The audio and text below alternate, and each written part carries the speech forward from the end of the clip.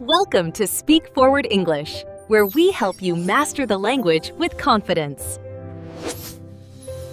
Hey, Jerry. Wow, it's so good to see you again. Hey, Sophia. Yeah, it really is.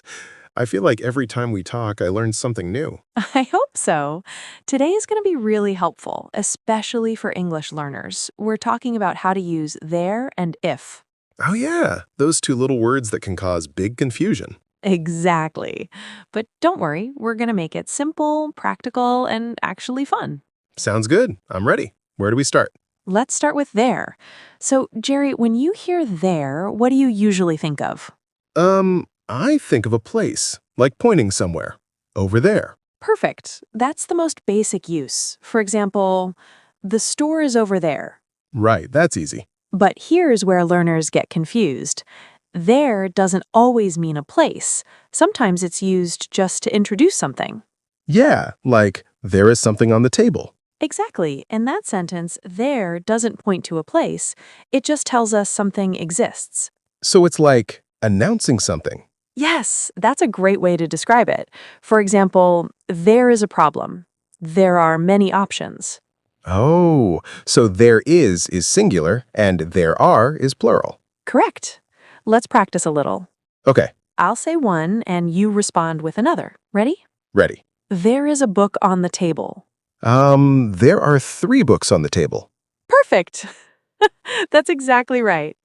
That was easy. See, not so scary. Now let's move to if. All right. If. I always think of conditions. Yes, if is used to talk about something that might happen depending on a condition. Like, if it rains, I will stay home. Exactly. The staying home depends on the rain. Got it. Another example. If you practice English every day, you will improve. That's a good motivational sentence. It really is. Now let's combine there and if. Okay, this is where things get interesting. Yes, for example, if there is a mistake, don't worry. Oh, I see. So if introduces the situation and there is tells us something might exist. Exactly. Let's try more examples. Sure. If there are too many people, we will leave. That sounds very natural. It is. Now you try. If there's traffic, we will be late. Perfect. That's exactly how native speakers talk. Nice. Now let's slow down and really understand the difference. Okay. Listen to these 2 sentences. There is a problem. That's just stating a fact. Right. Now, if there is a problem, call me. That's a condition. Exactly. One is a fact, the other is a possibility. That makes it very clear. Good. Now let's talk about real-life situations.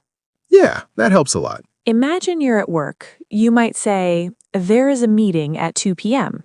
Okay. And then, if there is a meeting at 2 p.m., we should prepare. Oh, I like that. It feels practical. Yes, that's the goal.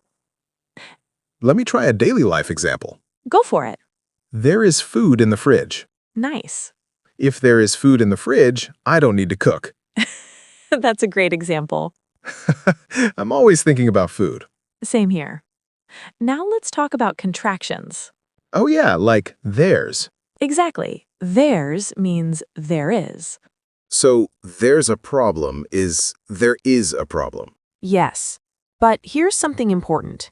People often say, there's 2 people outside. Yeah, I've heard that a lot. Technically, it should be, there are 2 people outside. So the correct form is there are, but people still use theirs. Exactly.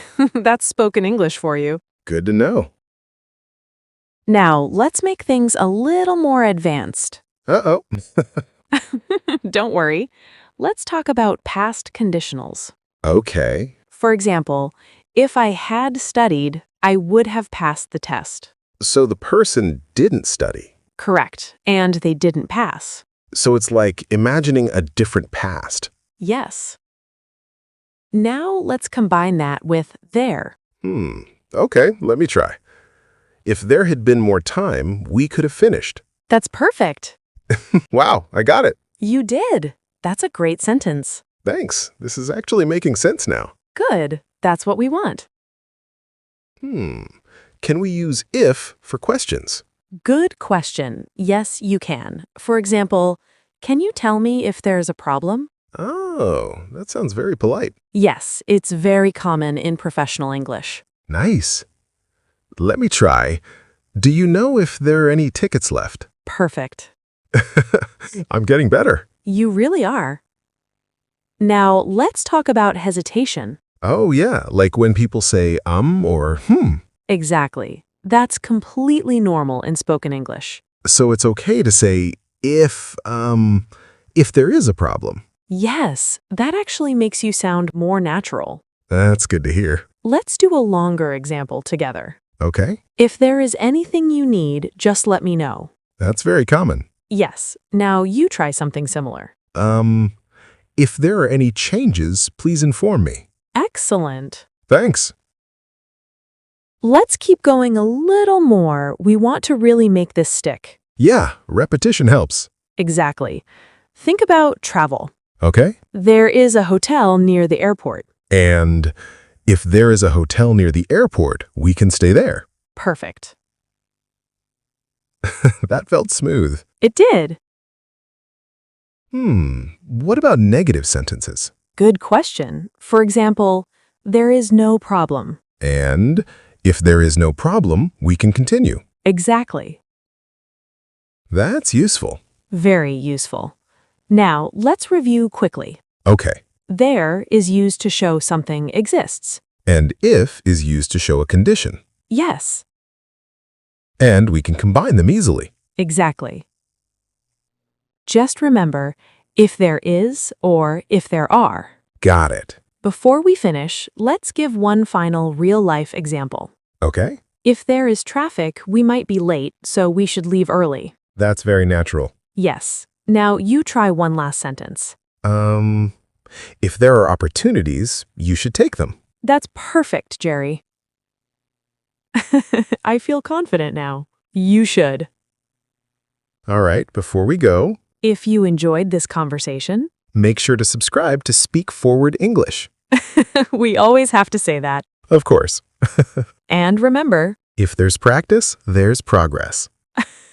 I love that. See you next time. Bye, everyone.